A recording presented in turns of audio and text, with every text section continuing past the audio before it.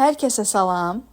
25 may tarixində 3-cü qruplar üçün keçirilmiş blok imtahanında istifadə edilmiş bir test tapşırığının izahına baxaq. Hansı cümlələrdə qrammatik norma pozulmamışdı? Birinci fikir.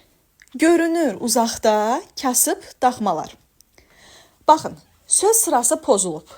Yəni, xəbər görünür, keçib cümlənin əvvəlinə. Halbuki birinci mübtədə olmalıydı. Ondan sonra tamamlıq, ən sonunda da xəbər gəlməli idi. Amma burada söz sırası pozulduğu üçün, yəni inversiya olduğu üçün qrammatik norma pozulub. Bizdən isə deyir ki, pozulmamışdı. Ona görə bunu götürmürük. İkinci, uşağın sifəti qızarmışdı. Nə etmişdi, qızarmışdı? Nə? Uşağın sifəti. Mübtəda və xəbər yerindədir. Mübtəda birinci gəldi, xəbər ikinci gəldi. Yəni mübtədadan sonra gəldi.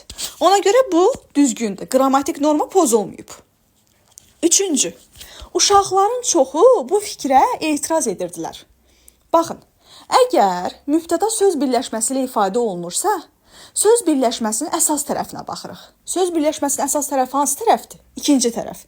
Yəni, çoxu sözü burada əsas tərəf, uşaqların sözü isə birinci tərəf, yəni aslı tərəfdir.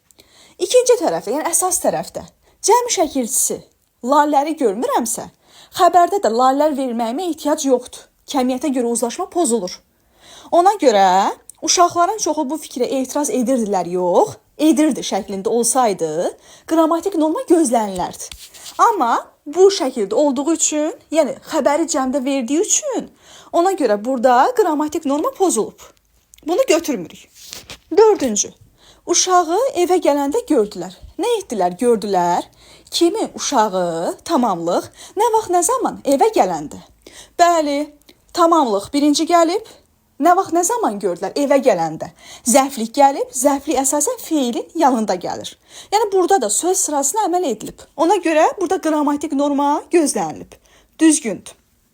Beşinci, səninlə necə danışmalıyam? Bəli, burada da səninlə tamamlıq, kiminlə? Tamamlıq, danışmalıyam. Xəbər, necə? Zərflik. Bəli, yenə də tamamlıq, zərflik, xəbər. Zərflik dediyimiz kimi nədən əvvəl gəlir? Feildən əvvəl gəlir. Ona görə burada da qrammatik norma pozulmayıb, düzgündür. Altıncı, bir neçə illərdir ki, onu görmürəm. Baxın, burada bir neçə sayından sonra gələn isim təkdə olmalıydı. Baxın, bir sıra, bir çox sayılarının izah etdiyi isimlər mütləq cəmdə olmalıdır. Ondan sonra çox, çoxlu, larla, larca şəkilçiləri vasitəsilə düzələn saylardan sonra gələn isimlər həm təkdə, həm cəmdə olur.